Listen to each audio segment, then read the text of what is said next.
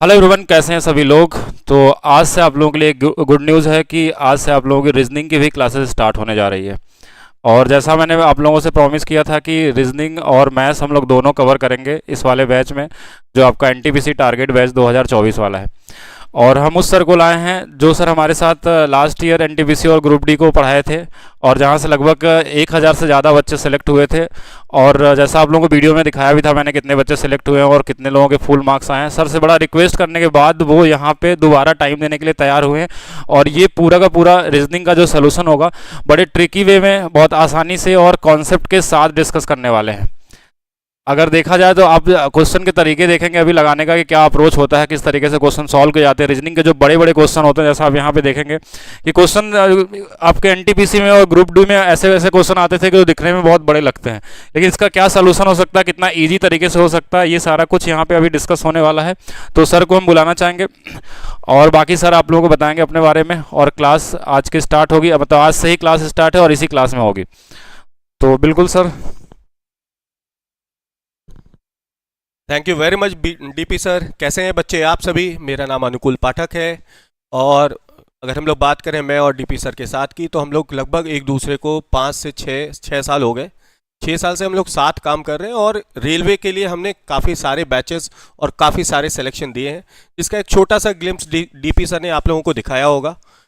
तो बिना time waste करते हुए बच्चों, हम लोग ये डिस्कशन करेंगे कि आपके रेलवे के एग्जामिनेशन में जो क्वेश्चंस, जहां आपको सबसे ज़्यादा समस्या होती है, जिस तरह के क्वेश्चंस दिखते हैं, बड़े बड़े क्वेश्चंस होते हैं जिसमें क्वेश्चंस को सॉल्व करने में टाइम बहुत ज़्यादा लगता है, उसको हम चंद सेकंड में कैसे कर सकते हैं। और हर एक ट्रिक, हर एक कंसेप्ट वो हम लोग डिस्कस करेंगे। और अभी फिलहाल हम लोग जो डिस्कशन कर रहे हैं वो आपके रेलवे एग्जामिनेशन उसमें पूछे गए previous year questions topic wise, वो सारे के सारे हम लोग यहाँ पर अभी डिस्कशन करेंगे। तो चलिए बिना टाइम वेस्ट किए हुए आज हम लोग एक आपके रेलवे एग्जामिनेशन के पॉइंट ऑफ व्यू से बड़ा इंपॉर्टेंट टॉपिक और बड़ा ही कॉमन टॉपिक, जिसका क्वेश्चन आपको हर साल हर पेपर में नजर आता, मतलब हर एग्जाम में आपको इसका, रेलवे के एग्जाम में इसका एक क्वेश्चन तो डेफिनेटली नजर आता है। आइए हम लोग वो देखते हैं। तो ये एक बड़ा कॉमन सा टॉपिक है which is distance and direction. और डिस्टेंस एंड डायरेक्शन में हम लोग टाइप वाइज डिस्कस करेंगे कि किस किस तरह के क्वेश्चन आपके रेलवे एग्जामिनेशन में पूछे गए, जिनमें से एक क्वेश्चन ये आपको नजर आ रहा होगा पीछे। क्वेश्चन का साइज देखकर थोड़ा लग रहा होगा कि नहीं बहुत बड़ा क्वेश्चन है और इसे हल करने में समय काफी ज्यादा लगेगा, लेकिन ऐसा बिल्कुल भी नहीं है। तो देखिए, इस क्वेश्चन को हल करने का बड़ा सिंपल सा तरीका वो मैं आपको आज बता रहा हूं। जब भी प्रश्न में यह पूछा जाए कि अंत में उस व्यक्ति का मुख कौन सी दिशा में है, जैसे यहां पर देखिए पूछा जा रहा है अंत में बिंदु F पर श्री X का मुख किस दिशा की ओर है। जब भी अंत में किसी भी व्यक्ति के मुख की दिशा के बारे में पूछा जाता है, बड़ा सिंपल सा काम करना है। और वो सिंपल सा काम ये है कि यहां आपको स्टार्टिंग की डायरेक्शन क्या है, पहले ये देखना होगा कि शुरुआत में उसका मुख कौन सी दिशा में था या वो किस दिशा में चला, और इसके बाद उसने टर्न यानी मोड़ क्या क्या लिए हैं। इन दो बातों का ध्यान रखना है। और इसके ही साथ साथ एक सिंपल सी वैल्यू है जिसको आप ध्यान में रखें, वो है NESWN। ये बड़ा ही मैजिकल वैल्यू है अगर हम बात करें डिस्टेंस एंड डायरेक्शन को लेकर। NESWN, अगर आप इसको ध्यान से समझेंगे तो ये बड़ा सिंपल है। ये हमें डिस्टेंस एंड डायरेक्शन में टर्न्स को लेकर सारी जानकारियां हमें काफी आसानी से बता देता है कि किसी भी दिशा से दाएं मुड़ना है तो किधर, बाएं मुड़ना है तो किधर। दाएं मुड़ने के लिए हम दाईं ओर बढ़ते हैं, दिशा के बाएं मुड़ना हो तो बाईं ओर बढ़ते हैं। यानी अगर कोई व्यक्ति जिसका मुख दक्षिण की ओर है यानी साउथ की ओर है, अगर वो यहां से बाएं मुड़ जाएगा तो हम इसके बाईं ओर आ जाएंगे। बाईं ओर यानी साउथ का बायां क्या हो गया, ईस्ट हो गया यानी पूर्व हो गया। पूर्व से बाएं मुड़ेगा तो नॉर्थ हो गया यानी उत्तर हो गया। इसी तरह अगर हम नॉर्थ से राइट मुड़ेंगे तो ईस्ट पर आएंगे, ईस्ट का राइट साउथ, साउथ का राइट वेस्ट, वेस्ट का राइट नॉर्थ। बस इतनी बातों का आपको ध्यान रखना है। और आइए देखिए इस प्रश्न को किस तरीके से हम हल करते हैं। हमें केवल और केवल इन दो बातों का ध्यान रखना है, स्टार्टिंग की डायरेक्शन क्या थी और टर्न्स क्या थे। शुरुआत में देखिए बोला श्री X बिंदु A से मैराथन दौड़ शुरू करते हैं। वह उत्तर की ओर 5 किलोमीटर दौड़कर बिंदु B पर पहुंचते हैं, फिर दाएं मुड़ते हैं। अब टर्न्स पर ध्यान देना, क्या क्या टर्न लिया है इसने। और 6 किलोमीटर दौड़कर बिंदु C पर पहुंचते हैं, फिर से दाएं मुड़ते हैं, एक और दाएं आ गया। और 8 किलोमीटर दौड़कर बिंदु डी पर पहुंचते हैं। फिर दाएं मुड़ते हैं और दाएं मुड़कर 10 किलोमीटर दौड़कर बिंदु ई पर पहुंचते हैं और पुनः दाएं मुड़ते हैं और दाएं मुड़कर वो बिंदु एफ पर पहुंचते हैं। ठीक है, अब ध्यान रखिएगा, चूंकि प्रश्न ने आपसे बिंदु एफ पर उसके मुख की जानकारी पूछी है, हमें एफ के आगे बढ़ने की जरूरत नहीं है क्योंकि वो एफ पर पहुंच चुका है। तो हम एफ पर आएंगे और एफ तक ही रहेंगे, इसके आगे बढ़ने की जरूरत नहीं है। ठीक है, क्लियर है ना? तो अब हमें मिला क्या? हमें मिला उत्तर और 1 दाएं, 2 दाएं, 3 दाएं, 4 दाएं, यानी उत्तर से हम 4 बारी दाएं मुड़ जाएं। तो उत्तर से पहला दाएं क्या होगा? पूर्व, दूसरा दाएं दक्षिण, तीसरा दाएं पश्चिम, और पश्चिम से चौथा दाएं लेंगे तो वापस से वो उत्तर की ओर आ गया, यानी नॉर्थ की ओर आ गया। यानी हमारा आंसर नॉर्थ है, कुछ करने की कोई आवश्यकता। तो मेरे ख्याल से आपको समझ में आ गया होगा इस तरह के क्वेश्चन को हमें किस तरीके से डील करना चाहिए। कोई फिगर, कोई डायग्राम बनाने की जरूरत नहीं, इतना टाइम वेस्ट नहीं किया जाता है। तो आइए अगले क्वेश्चन को देखते हैं। बिल्कुल इसी प्रकार का क्वेश्चन है, एक बार यहां इस क्वेश्चन को भी देखिए। अब देखिए, इसने क्वेश्चन में एक छोटा सा ट्विस्ट दिया है, और वो ट्विस्ट क्या दिया है कि यदि श्रीमान बिंदु ई से दाईं ओर मुड़ जाता तो उसका मुख अब इनमें से किस दिशा की ओर होता? तो ध्यान रखिएगा, ई पर पहुंचेगा और दाएं मोड़ना है। ई के बाद किधर मोड़ेंगे? दाएं मोड़ेंगे, ये ध्यान रखना है। तो पहली चीज NESW, इसको ध्यान रखिएगा। और आइए वापस से वही चीज देखते हैं। तो देखना क्या है? देखिए, शुरुआत में उत्तर की ओर चला, फिर दाईं ओर मुड़ा, और फिर दाईं ओर मुड़ा दूसरी बार भी, तीसरी बार भी दाईं ओर मुड़ा, और दाईं ओर मुड़कर वो पहुंच गया बिंदु ई पर। और ई से फिर किधर मुड़ रहा है? दाईं ओर। क्योंकि हम ई पर आ चुके हैं, हमें ई के आगे की जानकारी की कोई जरूरत है ही नहीं। यानी क्वेश्चन जब एग्जामिनेशन में पढ़ते हैं तो हमें यह भी ध्यान रखना होता है कि हमें किस प्रश्न का उत्तर करना है, और हम सारे प्रश्न को हल करने के पीछे दिमाग नहीं लगाते हैं। ठीक है, तो अब फिर से वही हो गया। उत्तर से देखिए, 1 दाएं, 2 दाएं, 3 दाएं, और आखिर में ई पे पहुंचने के बाद फिर एक और दाएं, यानी 4 बारी दाएं मुड़ना है। 4 बारी दाएं मुड़ने का मतलब ये भी आप समझ सकते हैं, क्योंकि हर एक दायां टर्न 90 डिग्री का कोण होता है। तो अगर आप 4 बारी दाएं मुड़ रहे हैं, यानी 90 गुना 4, 360 डिग्री मुड़ रहे हैं। आप ये भी समझ सकते हैं 360 डिग्री मतलब कोई भी व्यक्ति अगर एक स्थान से 360 डिग्री मुड़ जाता है तो उसका फेस वापस से वही होता है जो शुरुआत में था। यानी आप 360 डिग्री को 0 डिग्री भी बोल सकते हैं। एक ही स्थान में रह के वो घूम रहा है, और 360 डिग्री का चक्कर यानी एक पूरा चक्कर उसने लगा दिया। एक चक्कर लगा दिया मतलब 0 डिग्री, आप ऐसे भी समझ सकते हैं। 0 डिग्री का मतलब जो शुरुआत का मुख था वही इसके अंत का भी मुख होगा, इसमें कोई बदलाव करने की आवश्यकता। ये तो वो प्रश्न हुए जब हमें एक तरह के टर्न मिल रहे थे, एक ही तरह का मोड़ मिल रहा था, सारा दायां था। अगर दायां बायां दोनों प्रकार के टर्न्स आ जाए तो ये काम कैसे करेंगे, आइए ये भी देखते हैं। तो देखो, अगले क्वेश्चन पर आने से पहले एक बहुत महत्वपूर्ण जानकारी, जैसा कि आप सभी जानते हैं कि मैथ्स बाय डीपी सर ये जो है, और यहाँ पर हम लोग इस ऐप पर RRB NTPC बैच 2024 जिसमें मैथ्स और रीजनिंग दोनों के ही पेपर्स का सारा डिस्कशन चैप्टर वाइज भी करेंगे, और इसे टॉपिक वाइज हम लोग पढ़ेंगे भी कि हम लोगों को क्वेश्चन किस तरीके से सॉल्व करना है। तो ये एक बैच हम लोग लेकर आ रहे हैं जो बहुत ही नॉमिनल फीस पर है, मात्र 199 रुपए। 199 रुपए में आपके मैथ्स और रीजनिंग से संबंधित रेलवे की सारी समस्याओं का निदान मिल जाएगा। आपको इधर उधर कहीं भी भटकने की कोई आवश्यकता नहीं है। आपको रेलवे एग्जामिनेशन के हर टॉपिक के हर टाइप के क्वेश्चन का बेस्ट सॉल्यूशन, बेस्ट एक्सप्लेनेशन, और ट्रिकी जितने क्वेश्चंस में ट्रिक लगाए जा सकते हैं, जहां आप बच्चे क्वेश्चंस को सॉल्व करने में ज़्यादातर बच्चों को समस्या होती है, उन क्वेश्चन को कम से कम समय में कैसे किया जा सकता है वो भी हम इसमें सीखेंगे। तो ये एक छोटी सी जानकारी थी। आइए अब हम लोग आगे बढ़ते हैं यहां से। वापस से देखिए, ये एक क्वेश्चन फिर से नजर आ रहा है ना।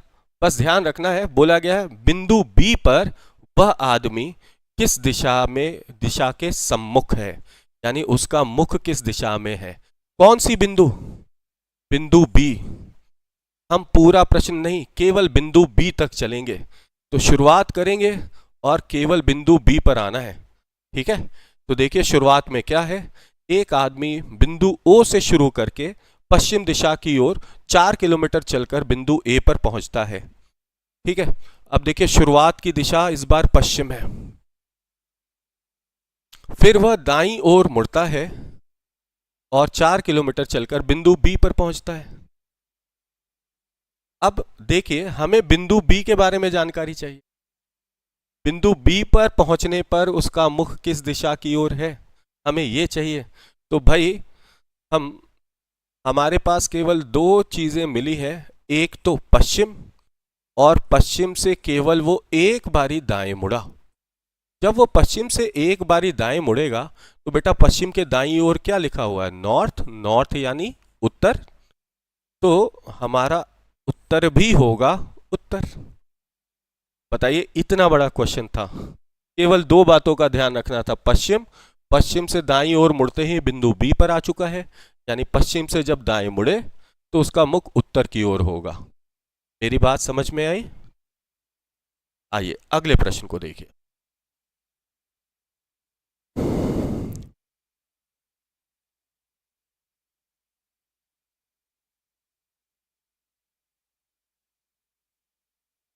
तो मैं इस प्रश्न को आपको सॉल्व करने के लिए 10 सेकंड का समय दे रहा हूं। 10 सेकंड काफी होगा अगर आप दो बातों का बस ध्यान रखें, एक NESW और दूसरा टर्न्स। टर्न्स से रिलेटेड देखो, मैं एक बहुत ही इंपॉर्टेंट बात अभी आपको बता रहा हूं। एक बार ये बात बता दिया ना तो इस तरह के क्वेश्चन में 10 सेकंड से ज़्यादा का वक्त नहीं लगे। जैसे कि मैंने आपको बोला कि हम सबसे पहले टर्न्स और स्टार्टिंग की डायरेक्शन इसका ध्यान रखेंगे। तो स्टार्ट में इसकी डायरेक्शन किधर है? पूर्व में है। और इसने टर्न क्या क्या लिया है अगर आप ध्यान से देखें तो पहला टर्न है दाएं, फिर बाएं मुड़ा, फिर से देखिए बाएं मुड़ा, डी पर पहुंचा और आगे बढ़े, बाएं मुड़ा, ई पर आया और ई पर आने के बाद वो बाएं मुड़ा और बाएं मुड़कर एफ तक पहुंच गया। ठीक है, और हमें इसकी एफ की ही दिशा चाहिए कि एफ एफ पहुंचा जब वो, तो उस वक्त उसके मुख की दिशा क्या है। मेरी बात समझ रहे हैं? तो अब एक बड़ा सरल सा नियम ये ध्यान में रखिएगा। इस तरह के प्रश्न में बाएं दाएं के जितने जोड़े बने आप उन्हें आपस में काट लें। ठीक है, बाएं दाएं के जितने जोड़े बने उन्हें एक दूसरे से काट सकते हैं, कोई दिक्कत नहीं। जैसे देखिए एक दाएं और एक बाएं को हमने काट लिया। काटने के बाद अब जो बचा है केवल वो हमें उतना ही मोड़ लेना है। कहां से बेटा? पूर्व से। तो ध्यान रखिएगा ये NESWN ये जो हमने लिखा है, अगर इसे गौर से देखिएगा ना तो देखिए नॉर्थ से स्टार्ट करके वापस नॉर्थ आ गए, इसका मतलब ये एक साइकिल बना रहा है, ये एक चक्र बना रहा है। मतलब NESW इसी प्रकार से ये चलता ही जाएगा, ये कहीं भी रुकेगा नहीं। ठीक है, तो अब हमें ये ध्यान रखना है पूर्व यानी ई से कितनी बार बाएं मुड़ना है? 1 2 3, 3 बारी बाएं मुड़ना है। तो ई से 3 बारी बाएं मुड़ेंगे।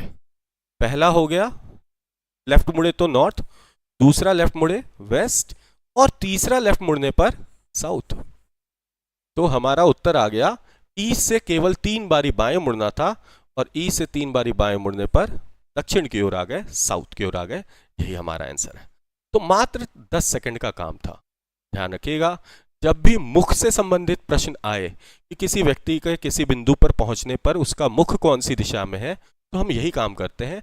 यहां पर हमें दूरी से कोई भी लेना देना नहीं है। ठीक है, आइए देखते हैं अगला क्वेश्चन। एक बार इस पर ट्राई करके देखें।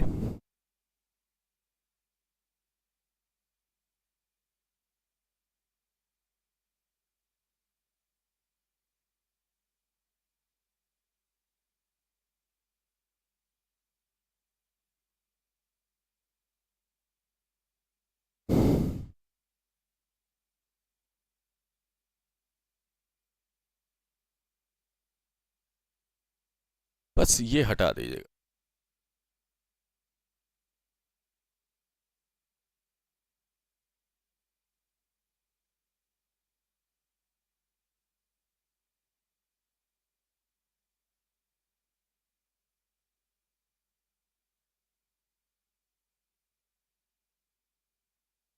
चलिए देखिए प्रश्न क्या बोल रहा है।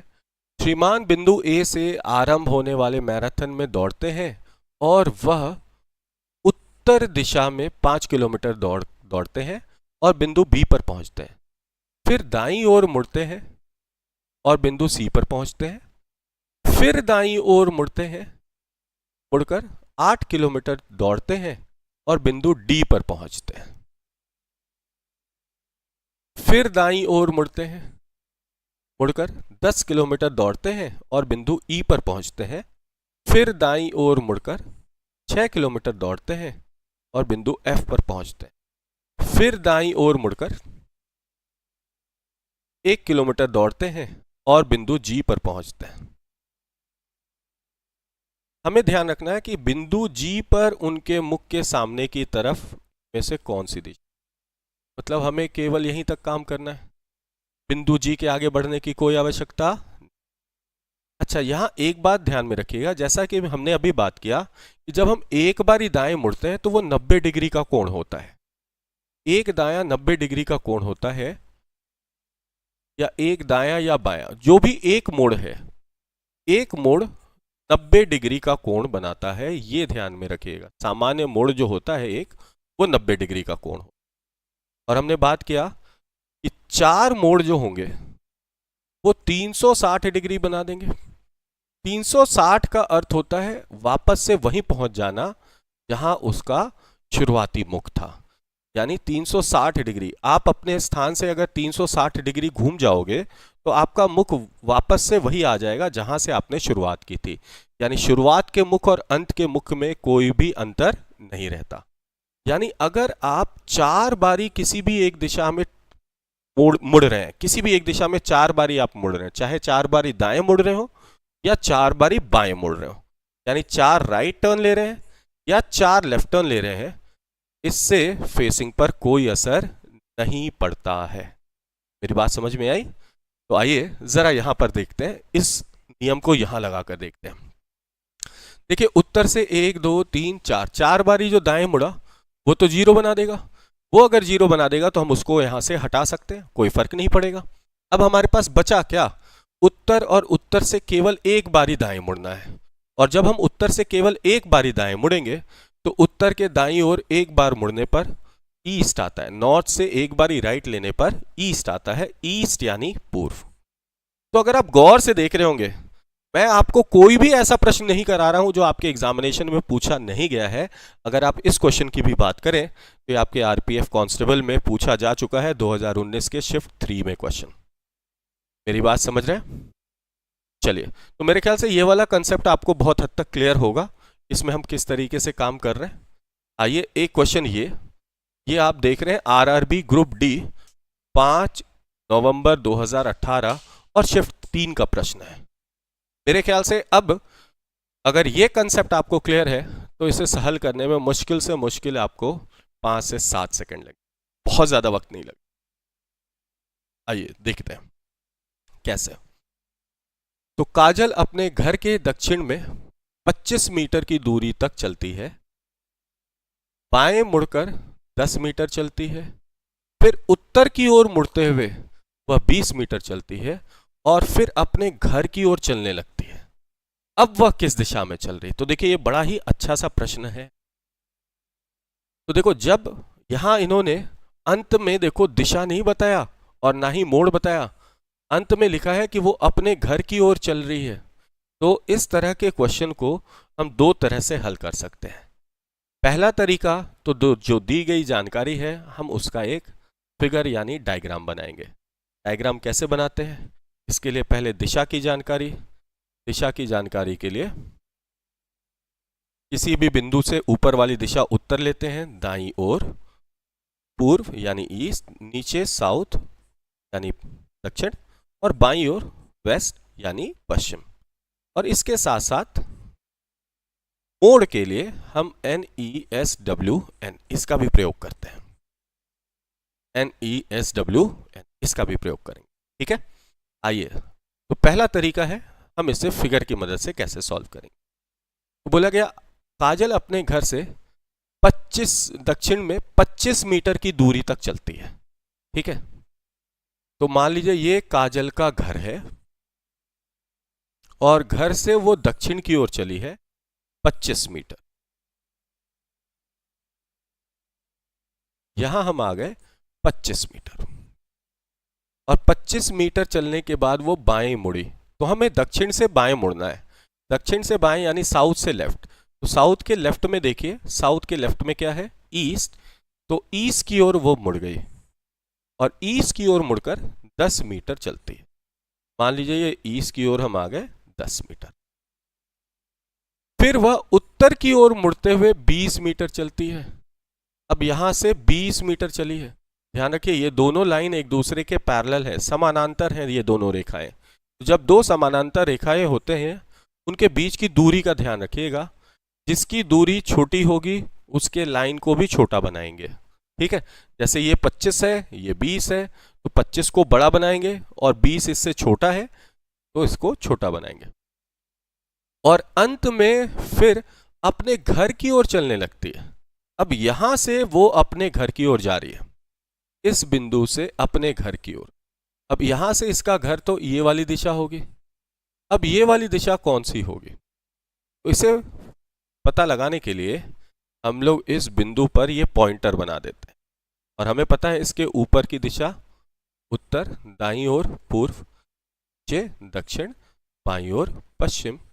और ये जो लाइन यहां से निकल कर आ रहा है ये उत्तर और पश्चिम के बीच का लाइन है। तो इसलिए हमारा उत्तर जो होना चाहिए वो होना चाहिए उत्तर पश्चिम। उत्तर पश्चिम की ओर अंत में चली, क्योंकि अंत में वो घर की ओर चल रही थी, घर की ओर यहां से जा रही थी। और ये वाली लाइन जो है ये उत्तर और पश्चिम के बीच आ रहा है, इसका मतलब ये उत्तर पश्चिम की ओर गई। यानी यहां हमारा उत्तर उत्तर पश्चिम होगा। ऑप्शन बी करेंगे। क्या मेरी बात समझ में आई है सभी को? चलिए, तो अगले क्वेश्चन को देखते हैं। अगला क्वेश्चन हमारे पास क्या है, आइए इसे देखिए जरा। चूंकि अंत में उसमें मोड़ नहीं दिया था, अंत में मोड़ नहीं मिला था, इसलिए हमें फिगर बनाकर काम करना पड़ा। अगर हमें अंत में मोड़ दे दिया होता तो हम डायग्राम नहीं बनाते। तो ये भी जानना बहुत ज़रूरी है कि हम किस कंडीशन में शॉर्टकट लगाएंगे और किस कंडीशन में लगाएंगे।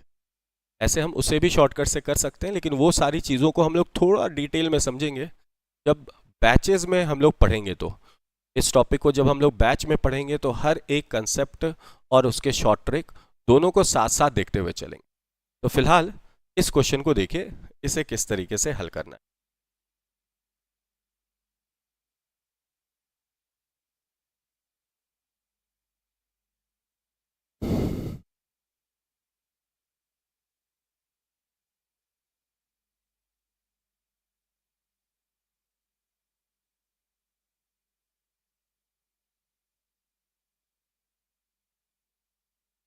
अब देखिए ये कितना सरल प्रश्न है, इसमें आप बिना पेन उठाए भी उत्तर कर सकते थे। बस एक नियम ध्यान रखना था कि जब भी मुख के बारे में पूछा जाए और मोड़ आपको दोनों प्रकार के दिख रहे हो, दाएं और बाएं, तो दाएं बाएं के जितने जोड़े बन सकते हैं उनको आप एक दूसरे से काट सकते हैं।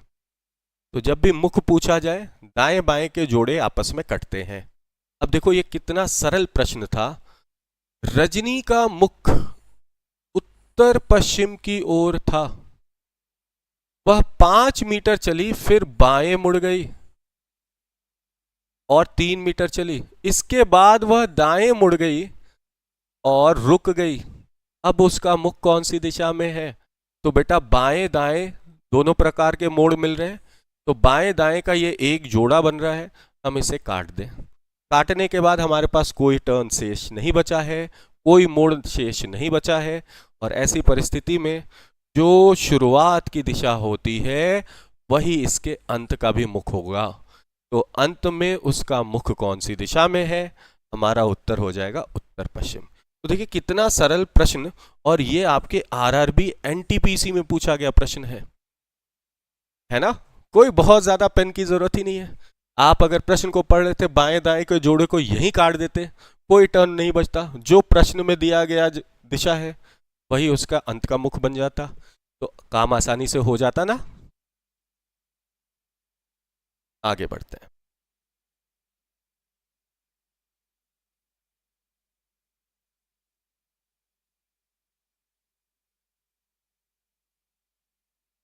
देखिए एक ये भी क्वेश्चन बहुत पूछा जाता है आपके एग्जाम में, आरआरबी ग्रुप डी का ये क्वेश्चन है।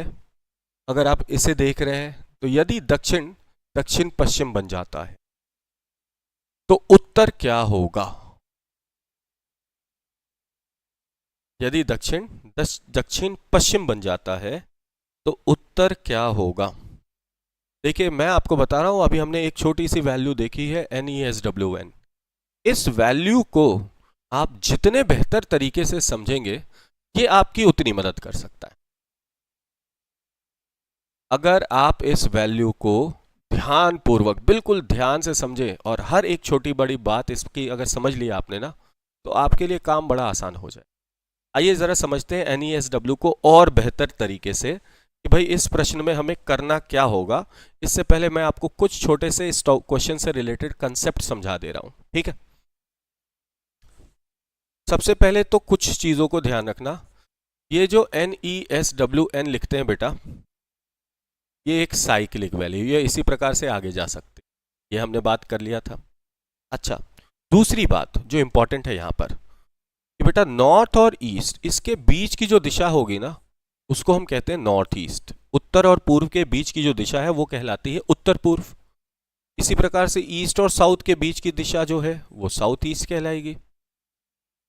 साउथ और वेस्ट के बीच की दिशा साउथ वेस्ट, नॉर्थ और वेस्ट के बीच की दिशा नॉर्थ वेस्ट, और नॉर्थ और ईस्ट के बीच की दिशा ईस्ट। तो जिस प्रकार से हम यहां नॉर्थ से राइट जाते थे तो ईस्ट आता था, ईस्ट से राइट जाते थे तो साउथ, साउथ से राइट जाने पर वेस्ट, वेस्ट से राइट जाने पर नॉर्थ। ये जो हम टर्न लेते थे ये बेटा एक पूरा टर्न होता था 90 डिग्री, है ना बेटा। नॉर्थ से ईस्ट गए, तो जब हम नॉर्थ से ईस्ट गए तो हमने एक टर्न लिया। जब हम नॉर्थ से ईस्ट जा रहे हैं तो एक टर्न हो रहा है।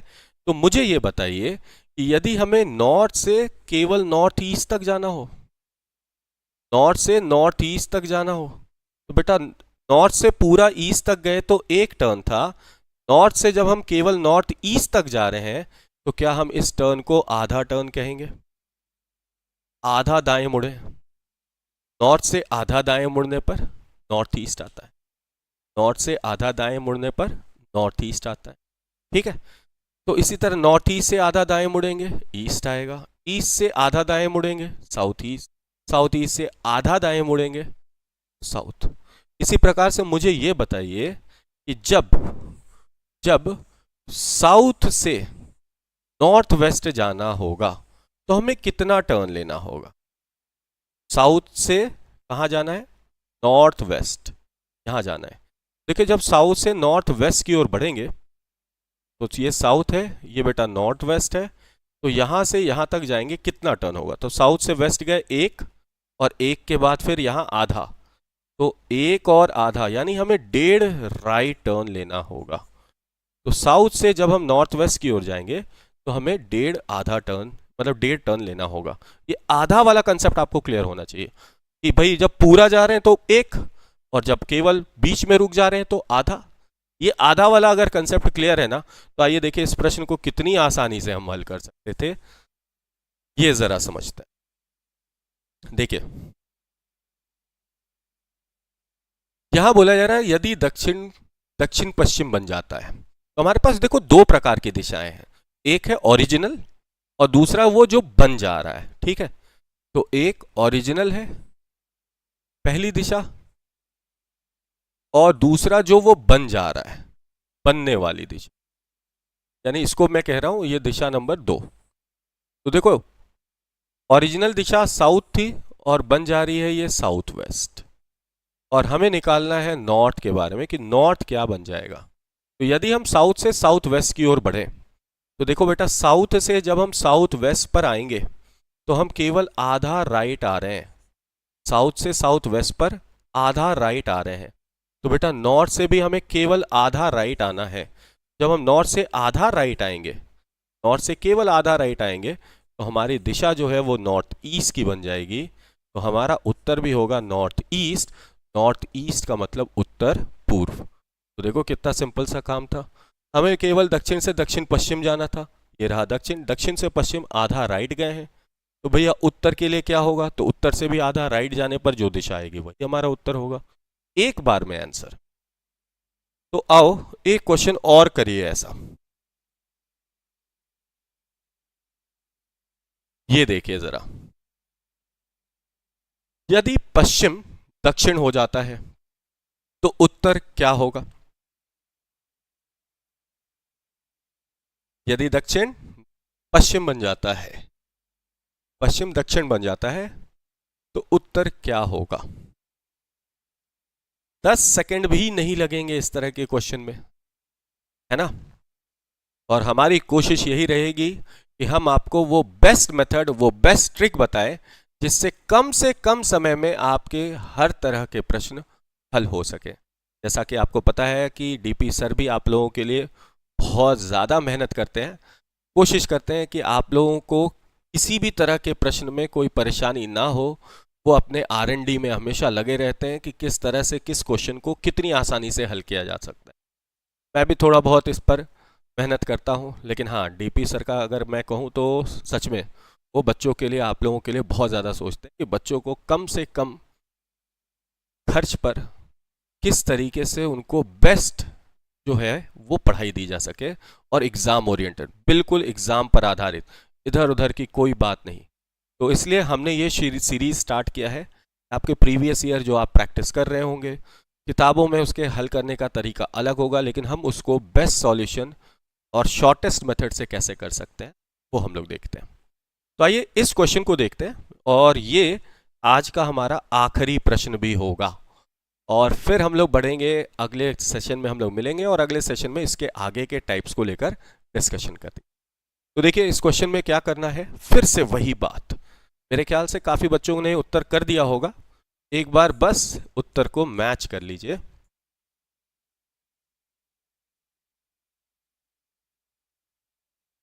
बस ये ध्यान रखिएगा, इनके बीच की दिशा नॉर्थ ईस्ट, ईस्ट। खैर इस प्रश्न में जरूरत नहीं है, लेकिन ये ध्यान रखना है आपको।